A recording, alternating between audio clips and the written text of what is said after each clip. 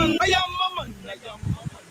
I am a man. Yes, yes, man and man, we there. Welcome. This is the mailbox here every Wednesday at 5:30 p.m. right here on Love 101 FM, the family station. This is the program designed for men with guests who are men. That means to say Courtney is a man, I am a man, and the other man them are man. Men will be this. Hosted by men, and this is gonna be a great evening. I am Kevin Bailey. Listen in, invite your friend them, your boyfriend, your father, your uncle, your cousin them. Let them choose in, because this program, yeah, I feel them. And I am usually not alone. So I got my co-host right here with me on the other side of the evening show. So, yeah, where's my co-host? Good evening, good afternoon, Kevin. This is Courtney Morrison. Good afternoon, Radio Land.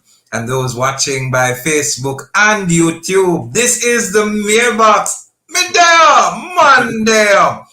I want us to just understand that the program, the mailbox is on. Call some man, tell them, say, you need to listen to this one. This one is going to be important.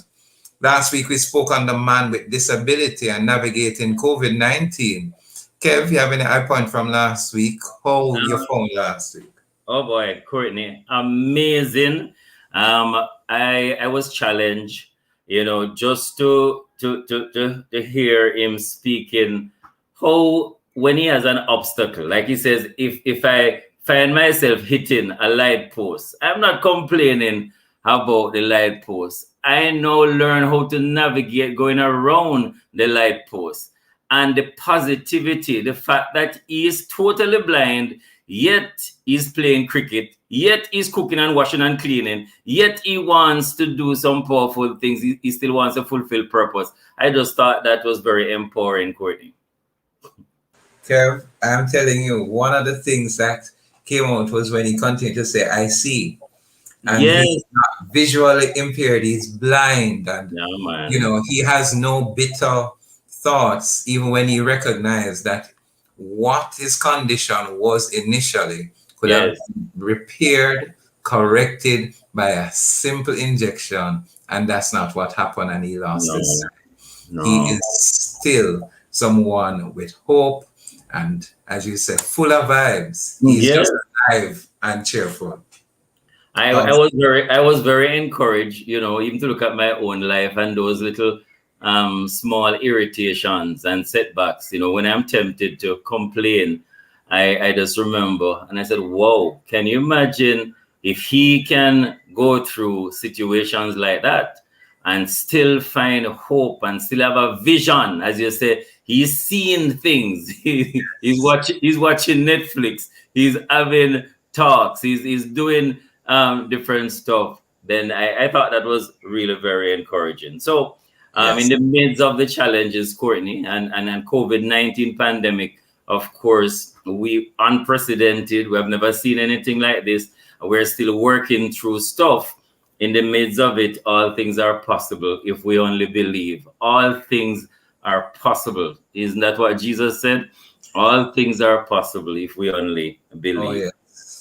So, men are known for bottling things up. But when you're feeling down, taking action to call in extra support is the responsible thing to do. Trying to go it alone when you're feeling down increases the risk of depression or anxiety, going unrecognized and untreated. It is said that depression is a high risk factor for suicide and plays contributing role to the big difference in suicide rates for men and women. So out of every 10 men, how many will commit suicide? Well, today we're going to find out, because the mailbox is a safe place for our guests to be vulnerable, Courtney. Isn't this a safe place? Oh, yes, it is. And we continue to urge our men. We continue to have them listening in, because this is the place where we encourage, empower, and uplift. This is the mailbox. And so today, as we take a look at men and suicide, what we need to know, and we have questions that we want to ask. Are men more likely to commit suicide compared to women? And the second question, does age affect the likely chance of a man to commit suicide?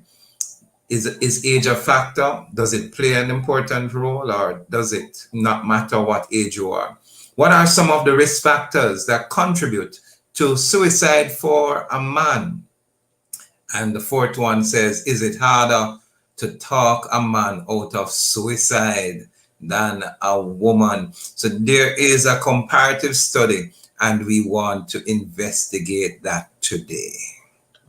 Very, very important program. We really want to offer condolences to many who are grieving loss of their sons and others by suicide. Our prayers are with you. Difficult. And we also be looking at other questions, how to help you as well to do the grief work associated with that. And so the man this evening is going to be Dr. Donovan Thomas, suicidologist, founder, president of Choose Life International. Dr. Donovan Thomas, welcome to the mailbox again. Great to have you. Thank you so much, Kevin and Courtney. Keep up the good work. You've been going now for a while, and the energy is the same. I mean, like you guys just mellow in what you do so much, Oh, gosh. Thank you. Thank you, Donovan. But you see, we have the foundation set correctly. And so these 8 years of Kevin and I being together doing this, the foundation was set from one place called Youth for Christ. And we all know that similar foundation. But today we really want to look forward to something that you have to offer. You have been doing studies in this area for quite some time. You're a noted doctor on this. And Kevin, what is it that we're really looking forward in this chat today with Dr. Donovan Thomas of Choose Life International? Let me tell you, it's going to be a great program. Amazing. There was a time that there was no Choose Life International. No, Dr. Donovan Thomas and his wife, just magnificently touching the nation and internationally. So very proud of their work. Transforming lives, and we have some great questions to ask. We're going to invite our listeners and those who are watching as well to ask your question, because Dr. Donovan Thomas back is broad. He can answer them. So, man and man, remember, we want to hear from you. We are live on Facebook and YouTube at Love 101 FM Jamaica. You can leave your comments via our WhatsApp line at 876-997-3125. That's 876-997-3125. Ladies, remember, you can participate in the program by leaving us a message via our WhatsApp, Facebook, YouTube. But ladies, remember, no calls for you, no voice notes either. Allow the man them to call in a safe space. All right. So we are going into it, Courtney. Yeah. Well, before we go into it, we want to know if you know someone who may have lost a son, an uncle, a friend, or father to suicide. Do you think you know a man or someone who has become suicidal of late? Well, we want you to stay with us. We have the expert here with us today, Dr. Donovan Thomas. And on the other side of the break, you might get information that might help you to save a life, and that life might even be your own. Well, Courtney, I tell you what, because we want to maximize the program, we're not even going to take a break right now. We're going to flow right into it as we ask Dr. Donovan Thomas to respond to a number of questions. I want to know, Dr. Thomas, how did you come up with the name Choose Life? What was that process like? Choose Life, and when did this started? That this big thing that has just morphed into a tremendous work of help to our people. Kevin, thanks for asking that question. We wanted to deal with the issue of suicide prevention, and we wanted to help people to focus on the positive, which is choose life. So a friend of ours actually said, it should really be a positive name when we were thinking about it. But my wife and I were actually in the States, in the United States, and I preached at this church, and somebody came and said to me, to faith. Does Donovan have a website? And we said, no, that is probably 14 years ago. And they say, if you were to set up a website, what would it be called? And I said, donovanthomas.com or .org, and that was already taken.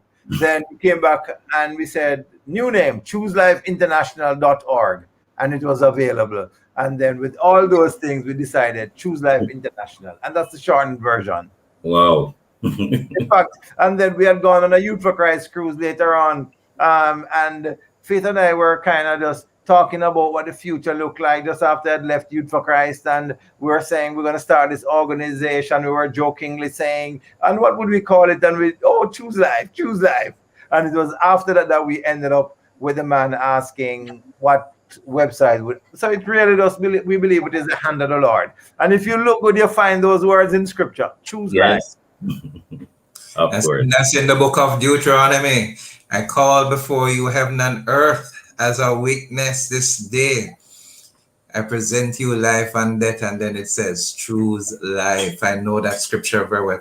Dr. Thomas, tell us a bit about that very same choose life, its foundation. I know you speak about happiness and being positive, and also we want to hear from you. What exactly is suicide?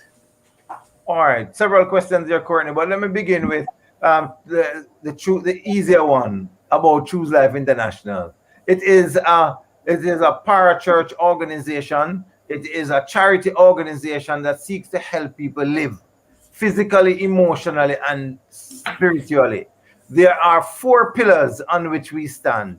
1, suicide prevention and grief counseling. 2, alignment with divine purpose. We help people to align their lives with divine purpose, and we also do missions and evangelism. So Choose Life International was really born out of a passion to be able to see a difference in the lives of people. That's 13 years ago. On October 1, we will be celebrating the 14th anniversary of Choose Life International, and it has been a journey. And God has been good to us. And we, out of our conference that took place last week, and I hope some of you got a chance to be there, we were touching 4 continents with 859 persons from as far as Zimbabwe. And it was really just a rich time of just empowering people. On a daily basis, we get calls from people all over. Today, we probably got 3 calls from persons who need help with those who are suicidal, or somebody is suicidal and is seeking help. And we really believe that God has called us to this, and we are in it to be able to serve people. Certainly, I can vouch for that too. Was on the conference, amazing presenters, well qualified, experience, and challenging. We got insight and new information. So great work there. So Courtney asks, what is suicide? Yes. Suicide is the act or instance of taking one's own life deliberately.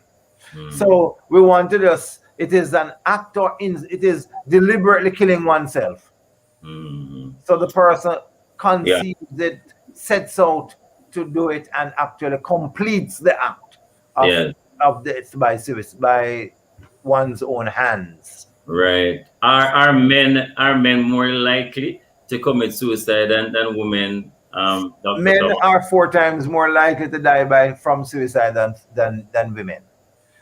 What we actually find is that there are many more men who die by suicide. When you think about the statistics around the world, that's about the ratio of about 1 to 4, or close to that. 1 female to 4 males. And that is concerning. In fact, the last time I did some analysis in Jamaica, within a particular 5-year period, it was 14% women and 86% men, as we analyzed the stats of those who died by suicide. And let me also say, those cases that were reported, because we believe that it is still underreported even here in Jamaica.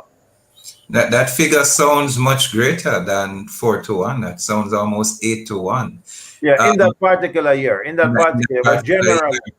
But overall, overall. So men are therefore based on studies, far more likely to commit suicide. What do you think is that contributing factor that There are causes men to 4 complete? factors that I'd like to share with us now. And we prefer to use the term die by suicide rather than commit suicide.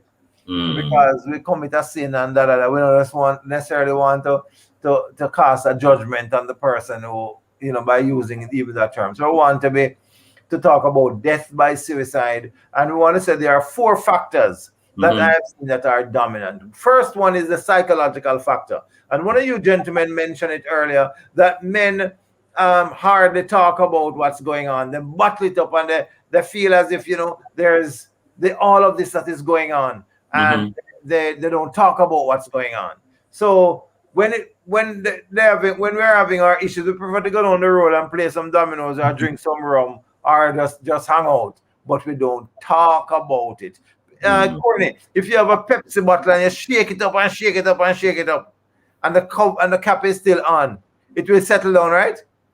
But if you shake it up and shake it up again, it will happen again. But until you lift that cap, there's going to be something in there to bubble. And so it is with men. Until we talk about, there's going to be something inside there to bubble. And sometimes when we can't manage it enough, we just decide, boy, I might as well just kill ourselves. So there's a psychological factor. Then there is what I call the economic factor. Because we have seen where men, because of economic reversals, end up taking their own lives. When a man is not able to meet his bills, and so could push him to the point where he think, I can't, therefore I am going to take my own life. And there's a strong relationship between economy and suicide that a word has been coined, econicide. And then the other factor I want to highlight is socialization factor. We have been told from we were young, big men don't cry. And many of us grew up in that context. Courtney, Kevin, think with me about 2 children, 2 3-year-olds are playing, a boy and a girl. Both of them fall. How does the average Jamaican, how does the average person respond to the boy? How does the average person respond to the girl? Tell me, Courtney, how does the average person respond to the boy? I run that test several times, and it's strange. I even ask the females more than I ask the men. We run and we pick the girl up, we brush her off, we show compassion, and we may even dress the wound. Then we turn to the boy and say, don't even bother crying, stand up, suck it up. And if you cry, you're sissy. We to grow them in an atmosphere that says show no emotions. So we have to be careful how we socialize our boys and our young men in churches and homes and the schools. We must give them a chance to be able to express the way they feel. Name it, claim it, and tame it, I believe, is how Dr. Professor Wendell Abel puts it. That it is okay for us to feel everything that we feel in the face of the COVID crisis, in the face of the challenges, in the face of death of loved one, loss of jobs. It is okay to be able to help people with the difficulties and the challenges. Certainly, lots of stuff here, listeners. If But you're let me listening, also just highlight the last factor that I want to suggest, and is a religious factor. I come to this not as a psychiatrist or even as a psychologist. I come to this primarily as a minister of religion. It is in the context of my doing my work of helping people, of working with young men in the context of Youth for Christ, that my eyes were open to the number of young people who have been just dealing with the issue of just wanting to take their own lives. And when you think about in the church, how do you find more men or you find more women? Definitely more women in the church. Many more women in the church. So many more women know that this too will pass, that God is not going to leave them alone. So even though the fig tree does not bud and there are no grapes in the vine, no cattle in the stall, the women can still rejoice in the Lord, because they know that there is a God who is able to help us through the difficulties and the challenges. Many more women know that than men. And where there is strong religious conviction, there tends to be lower suicide rates. So another reason I share with you, my brothers. Yes. So, Dr. Thomas, would there be a little complexity with the attempts? Is it true that females attempt suicide more often than men? And what's happening there? Thanks for helping me to just bring that to the fore, Mr. Psychologist. Yes. So many more men complete suicide, yet many more women attempt. So every suicide attempt is a cry for help. Who cries for help more, males or females? Females cry for help more. So we had a situation some time ago where a young lady called my house 5 o'clock in the morning. My wife answered the phone, and her response was, "Anti-faith, anti-faith. I just took an overdose and I changed my mind about killing myself." That doesn't happen with the man. I mean, man uses more drastic means. Young lady realized that her bed was kind of empty at 3 o'clock in the morning. When she came out, she saw her boyfriend hanging from the ceiling on a rope. Wow. They were able to cut him down and cut down the rope and rush him to the hospital. His life was saved. When he came to me a few days after coming out of the hospital, the rope stains were still around his neck. The rope mark was still around his neck. And one of the interesting things is that as I processed with him, I realized that he had mixed feelings about wanting to kill himself. And it's so interesting that even when the man them kill themselves, some of them have mixed feelings about whether or not this is what they really want to do. So it's important that we know the signs that we can intercept them, and don't stand up there and say, "Jump the in here, man, jump the in here, man." Not that kind of stuff at all. We want that's quite interesting, Dr. Thomas. How can we tell, though, or how can we identify someone who is contemplating suicide? You spoke about a cry for help from the woman. Yes. With the men, how do we contemplate? How do we know that there is a cry, even with men not necessarily expressing themselves verbally? How can we identify that cry for help?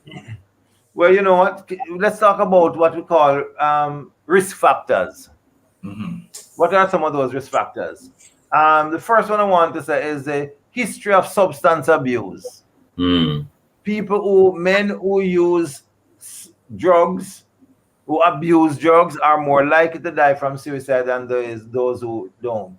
Recent death of loved ones, family members or friend, exposure to bullyism, sexual abuse, mental health condition, access to means of death, relationship problems, previous suicide attempt, and a desire to escape unpleasant realities. With all of those factors, guess who has joined us? Wendell Fields is here with us. He's our guest. I listened in the other day. Well, I was there. Men and Mental Health, Dr. Donovan Thomas had a conference, a webinar, and he is a suicide survivor, male suicide survivor. And as Donovan spoke about these risk factors, he spoke about the 4 factors that we look at and speak to. I'm hoping, Wendell, are you there? Good afternoon. Good to have you here with us, Sir Fields. Oh, good afternoon, everybody. How's everyone doing today? We're doing fine, and thank you so much for joining us. Really appreciate it here on the mailbox. We just want to talk a little bit more with Dr. Thomas and then get a bit more into, we want to hear your story on your survival and what happened. I think your story is going to be very important to the men who are listening in, who may even still be contemplating suicide, who have had bad relationships and are involved in these high risk factors. And so we heard from Donovan, but let's take your story, Wendell. Let's hear a little bit about you and what happened and how you survived suicide. Well, I can tell you this, Dr. Thomas was on it. He was very correct. I come from a childhood where my grandmother was challenged with faith. Who did you want to live? My grandmother said both the child and his mother shall live. I came into the world 2 pounds, 10 ounces, and was immediately placed in an incubator with a touch of pneumonia. After getting well and gaining weight, I was discharged, and and I felt and saw the sights, the sounds, the feelings, the taste, and everything of the world. And I was in the world of a loving family and the world of being innocent. But there came confusing touches of molestation by both men and women, and I was being judged on my physical appearance, my race, and my sign. Um, Low performance in school was happening, and the sights and sounds and touches of being bullied was there. I was shy, mediocre, and not much to look at. And my mom decided to put me in an oratorical contest, which I won, and I felt Mm. liked. I felt like I belonged. I people didn't see me as this little scrawny little boy anymore. And Mhm. so, with that newfound confidence, I went to high school. But as soon as I got there, I went into the hall of shame because I was bullied yet again for how I dressed. Mm. Um, Mm. with the feeling of not being accepted and not good enough, my school performance went down. I was caught plagiarizing out of a book for an assignment, and the teacher gave me the assignment again and challenged me to do better. And I found the amazing world of being smart because I started using the dictionary and a thesaurus, and those were my tools in getting better. I went from a C, F, D, E, F, G student all the way to an A, B, C, and D student. This pair, this not only propelled me into wanting to go to college, but also getting a degree. And so, hey, I went to Tuskegee University, but the distractions that was there, it got the best of me. Instead of studying, I pursued going to parties and drinking and chasing girls, and my academic just went down more and more to where I was on academic probation, not once, twice, three times. And in that, ladies and gentlemen, with being threatened in a fraternity, it ended up that I left, and I decided to go from Alabama all the way to Tulsa, Oklahoma, and be a part of Oral Roberts University. Now, of Mm. course, now my grades went up, and I was making A's, B's, and C's, but there it is. I had a hernia operation, and Oh. in that, it drove me down in my grades and my performance. And before long, I was asked to go home. But Mm. when I got home, I felt like a failure. Mhm. Um, to make up for this, hey, I did get a job. I got into the ministry. I got my degree, and I got married. I was Mm. married though for 13 years, but trauma of the molestation affected it, and then it ended up that I became addicted to pornography, Mm. and my marriage ended in a divorce after 13 years with a 3-year-old child to boot. With the job, I got ridden up, ladies and gentlemen. With the ministry, the I was the executive pastor, but yet due to funds being mishandled and relational issues, the church folded. I felt like a failure again, and the degree that I got, the money did not come with it, ladies and gentlemen. One thing I had going for myself was that I was a father, but that came to an end when I got a arrears notice at my front door, and that meant I owed child support. I quickly cleared my name, but I felt alone, I felt unwelcome, and I felt fatherless, and I just wanted to end it all. So I devised a plan to kill myself and to get hit by an oncoming train. And before the impact came, ladies and gentlemen, I heard a voice said, "Your son." I heard it again, and it said, "Your son." And although I closed my eyes and the wheel turned left because the train was on my right, I hit a pole. And in that, I just cried to the Lord because I was still alive. And in that, I started looking at my life at a different angle from there. Mm. After God had intervened, ladies and gentlemen, I struggled for 10 years with addressing the issues that led me down that path of self destruction, self defeating behavior, and self loathing. I turned, and here come Kevin Hines and Teresa Johnson with their story. And they gave me the motivation to not only confront my issues, but to manage them also. From there, I found that inward courage.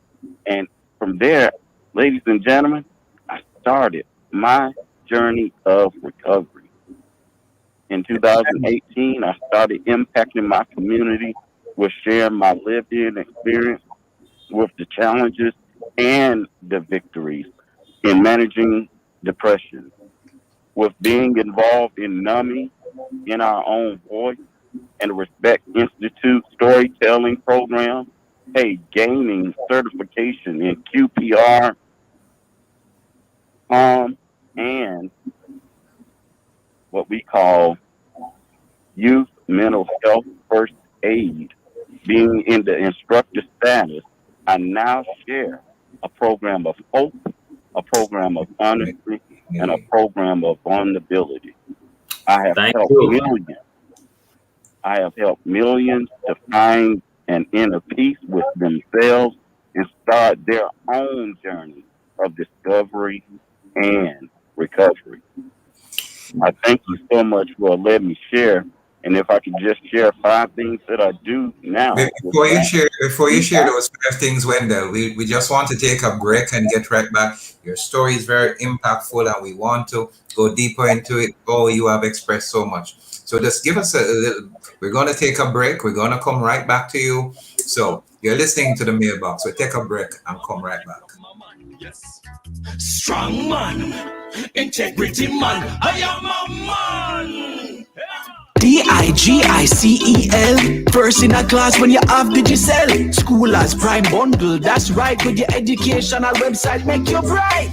Head to the top of your class with your first Digicel SIM and a School as Prime bundle. Get over 142 gigabytes of data so you can have access to educational sites, social media platforms, Digicel apps, and more for as low as $1,500 for 28 days. Get the School as Prime bundle with your first Digicel SIM card. Visit the Digicel store today. DIGICEL. At Eastern Total Supplies, we fight to provide our farmers with everything they need to keep their animals and crops safe. High-quality feeds for all your animals, from dogs to pigs, chickens, and goats. You'll even find health products such as fertilizers, pesticides, and seeds for your everyday planting. We also have your home and pet supplies covered. Come visit us at 6 William Street, Port Antonio, or Lot 138, Bryans Bay, Portland. Call us at 993-9778. Eastern Total Supplies, where farming is not just a business, it's a lifestyle. Life comes at you fast and it can hit hard. Apply for the Credit Union Prepaid MasterCard from C&WJ with chip and PIN protection. Need a card with a personal line of credit for emergencies? We have that. Need a card you can use to shop online for that must-have item? We have that. The community and workers of Jamaica Prepaid MasterCard. All the convenience of a MasterCard. Discover the benefits of belonging. Me a forward! Is where you going? What do you mean? Me get my vaccine so me can touch the road now. Touch road? You know your ears hard. The health people said this is only the first dose and we need 2 doses to be fully protected. Eh? What do you mean? What me mean? We're waiting for the second dose, Mr. Sir. So you try turn your yard and go and follow the protocols.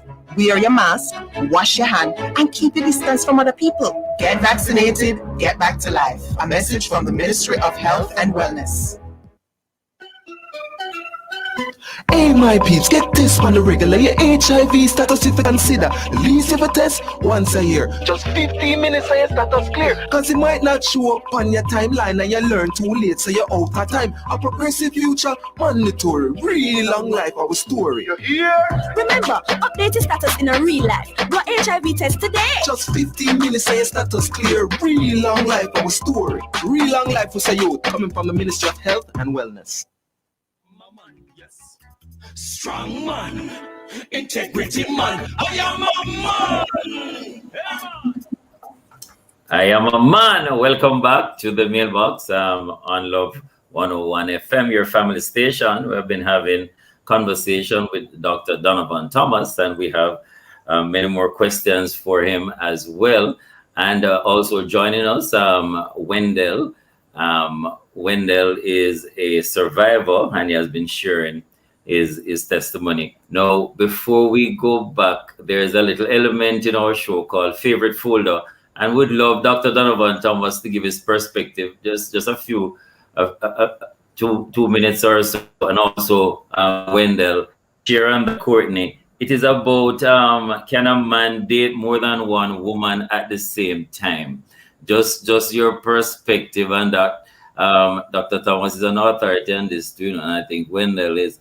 Do you think our men should date more than one woman at the same time, and probably even tell them that this is so they're open and honest?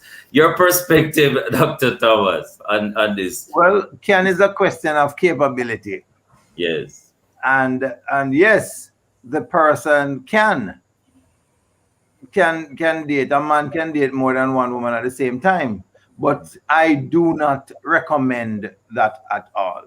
Especially if you feel that, you know, this is somebody that you are getting close to and you want to settle down with them. If you really don't have any commitment at all and you're really just checking it out, and so it may be possible, but the more serious you get, no, not at all. Thank you, Donovan. Doctor. Sir Wendell, can a man date more than one woman? Is it the right thing to do? And if he's doing so, shouldn't he or should he advise all the women that he's not dating that woman alone? I'd love to hear your perspective on that. Well, my perspective is that one should stick with one person at a time.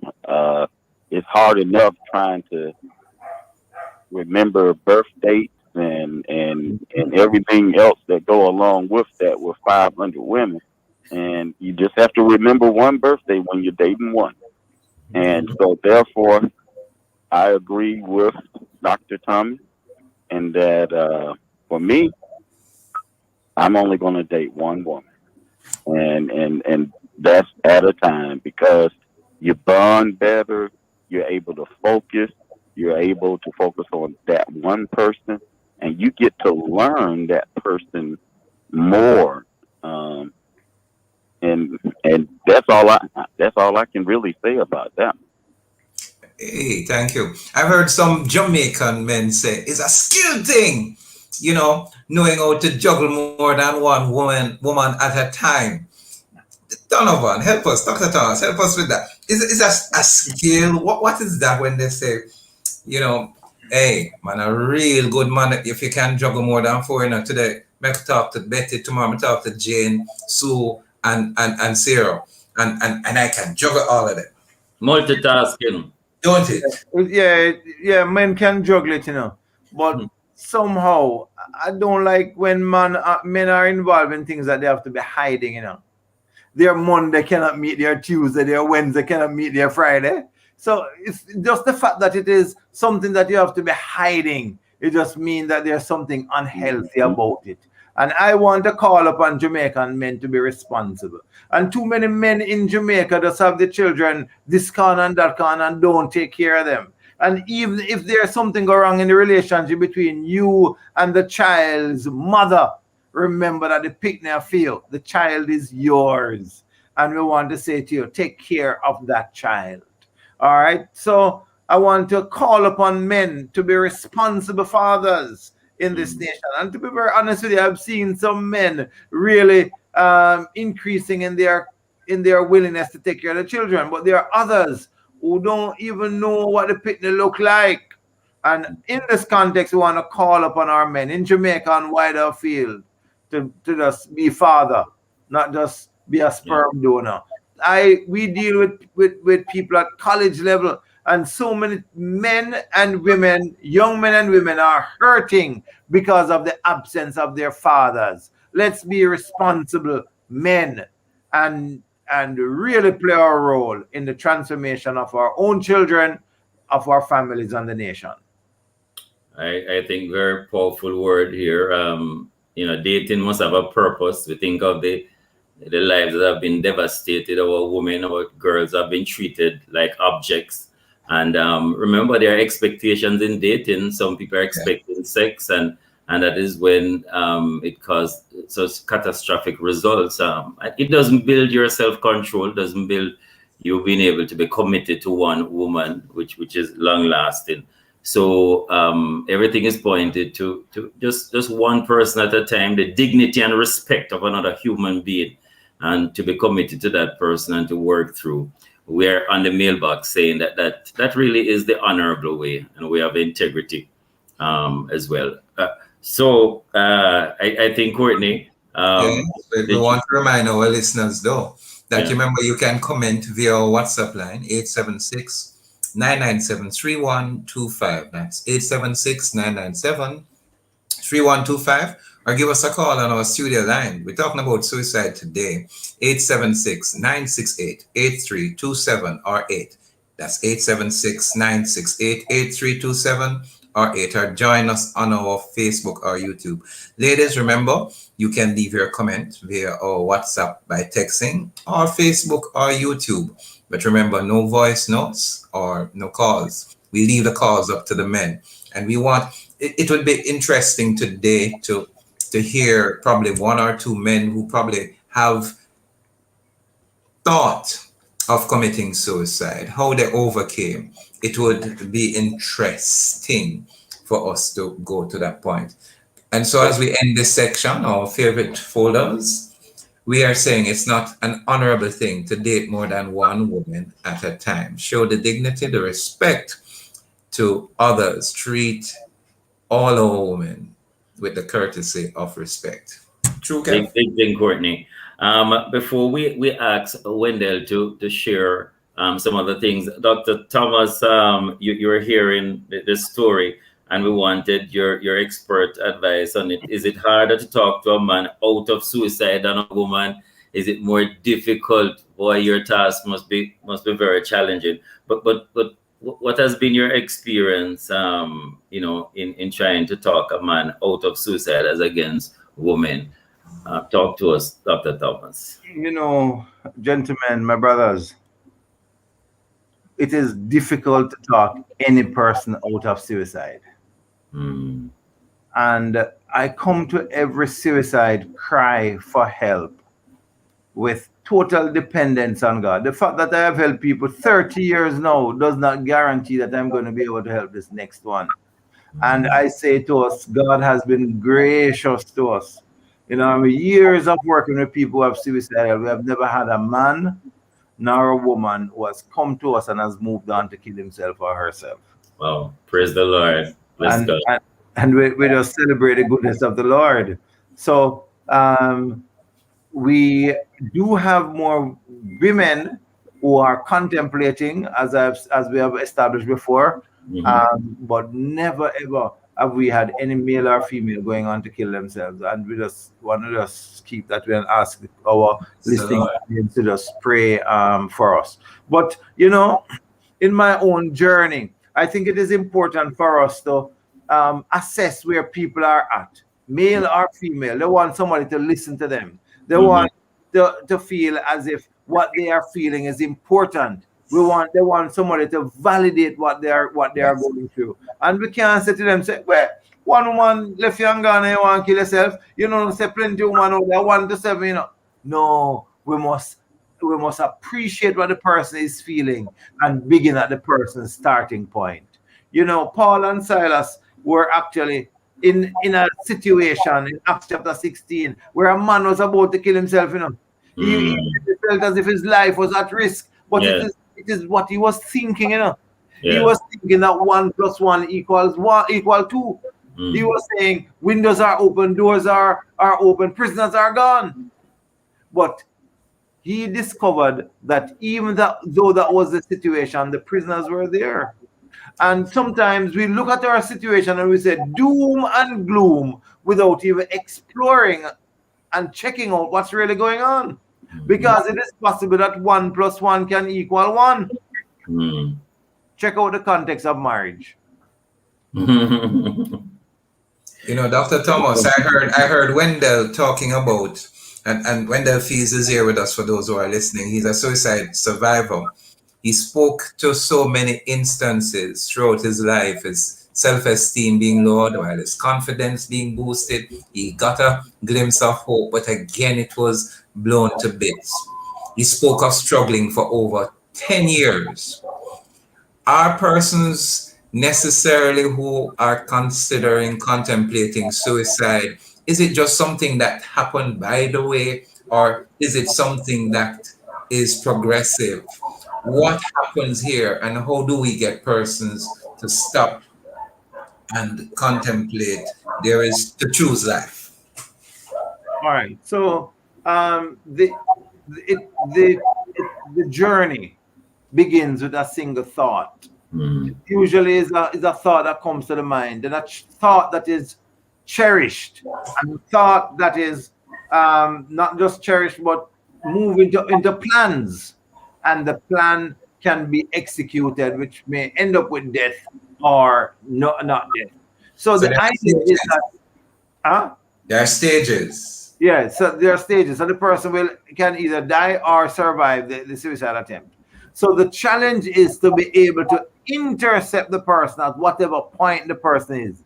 And one of our convictions is that we want to help people to be able to change their minds about killing themselves from the first thought. So we say every time somebody thinks about suicide, that must be taken seriously.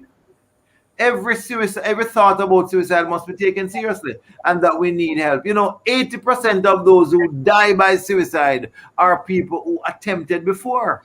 And many times family members play it down. Not my son, not my boyfriend, not my husband. It is too embarrassing. I don't want anybody to even imagine that my child would have even been thinking about it, because it is the stigma associated with me and my family and my son.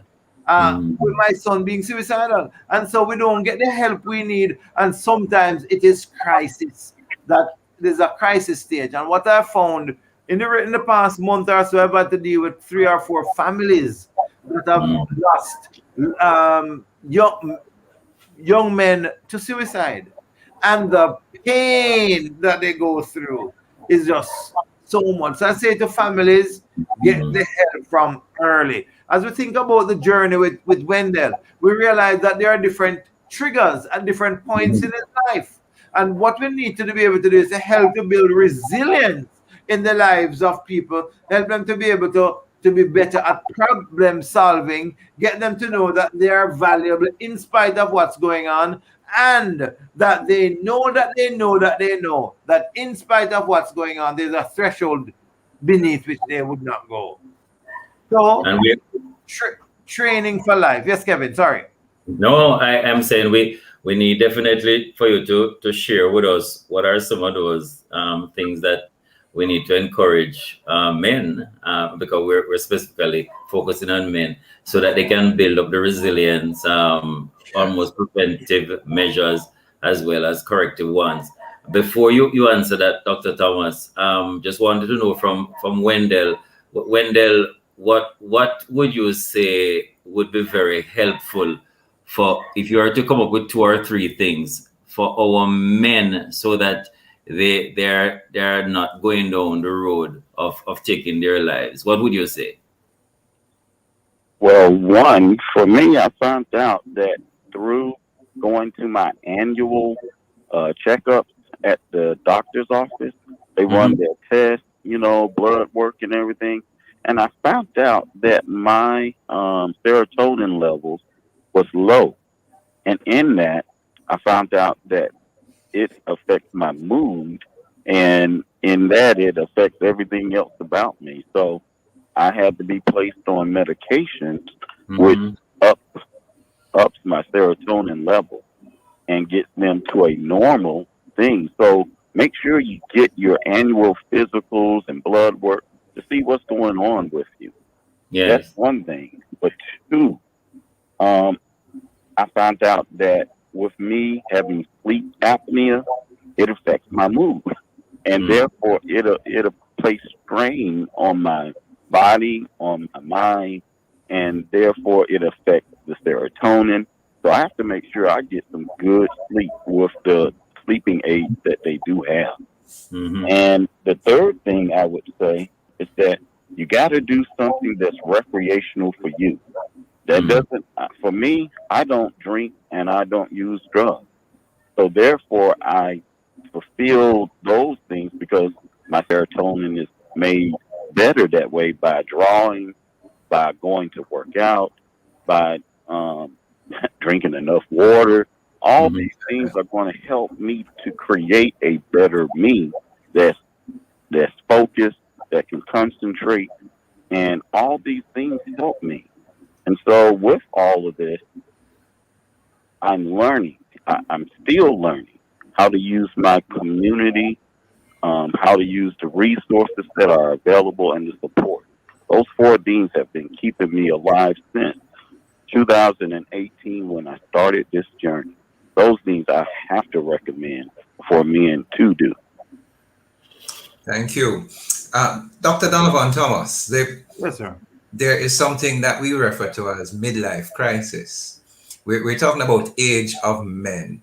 What age group of men is there a study that shows that there's an age grouping that completes suicide more than any other age group?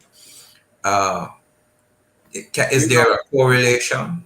Any at all? Probably the highest incidence of suicide is when a person is between 24 and 35, a male between 24 and 35.